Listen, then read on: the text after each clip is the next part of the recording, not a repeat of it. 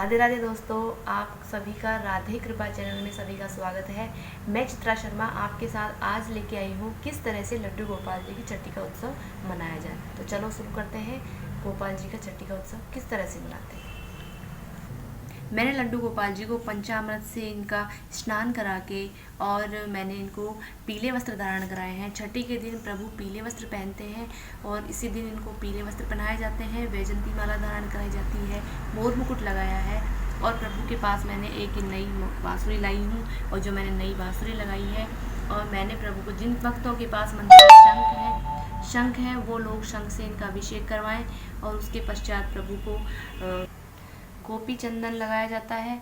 गोपी चंदन के बाद प्रभु को तुलसी है, क्योंकि तुलसी है जो प्रभु की, ऐसा माना जाता है कि ये बहुत ही प्रिय है, इसलिए प्रभु वैजंती माला धारण करते हैं। और ऐसा भी कहा जाता है कि 56 भोग 3600 व्यंजन बिन तुलसा हरि एक न मानी। आप चाहे प्रभु के आगे 56 भोग ला के रख दोगे तो प्रभु उनको स्वीकार नहीं करेंगे। अगर आप उन भोग में तुलसी को समर्पण कर दोगे तो प्रभु आके उस भोग को स्वीकार कर लेंगे। उसके बाद हम प्रभु के चरणों में पुष्प अर्पण करेंगे, फूल चढ़ाएंगे और उसके पश्चात प्रभु के हम इस छठी के दिन प्रभु को कढ़ी और चावल का भोग लगाएं। और कढ़ी को वृंदावन में वृंदावनी भी कहा जाता है, इसलिए प्रभु को कढ़ी बहुत ही प्रिय है, क्योंकि प्रभु बचपन में ही हमेशा माखन मिश्री और छाछ इन सभी का प्रभु को बहुत ही लगाव रहा, इसलिए आज के दिन प्रभु कढ़ी चावल का भोग लगाया जाता है।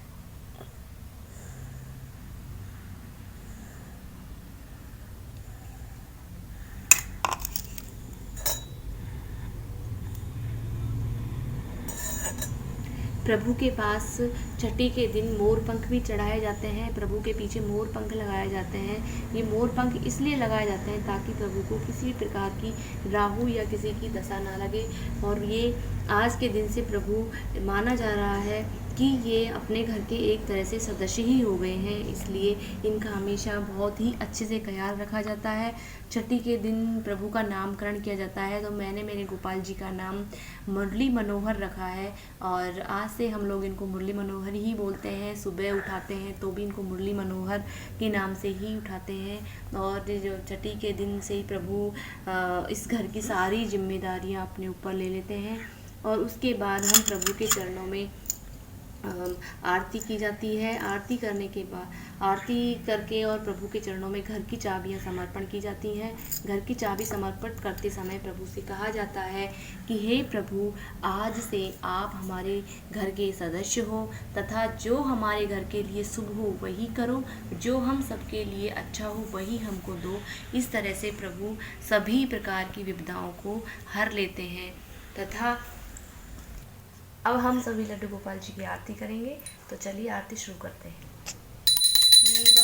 के बिहारी तेरी आरती गाऊं, कुंज बिहारी तेरी आरती गाऊं, आरती गाऊं की जय, बोलो बरसाने वाली की जय, बोलो राधे श्याम। इस तरह से लड्डू गोपाल जी के छठी का उत्सव मनाया जाता है। और जो आप भाव से इनको जिस तरह से भी, छोटा या बड़ा, इस दिन बहुत वृंदावन में तो यहाँ के लोग बहुत ही धूमधाम से छठी का उत्सव मनाते हैं। तो हम लोगों ने भी जैसा हमसे बन पड़ा, हमने गोपाल जी की सेवा की, उनका छठी का उत्सव मनाया और हमने इनका नाम मुरली मनोहर रखा और हमने हमारे घर की चाबियां इनके चरणों में समर्पण कर दी। लेकिन भक्तों, जो लोग इसका हाथ थाम लेते हैं उनका गोपाल जी कभी हाथ नहीं छोड़ते। और ऐसा माना जाता है कि जिस घर में ठाकुर का विराजमान होता है, ठाकुर उसी घर की सारी विपदाएं अपने ऊपर ले लेते हैं और उस घर में सुख और समृद्धि का भंडार भर देते हैं। अतः आप सबको ये मेरी वीडियो कैसी लगी, आप सभी इसको लाइक करें, शेयर करें और सब्सक्राइब करना ना भूलें। राधे राधे।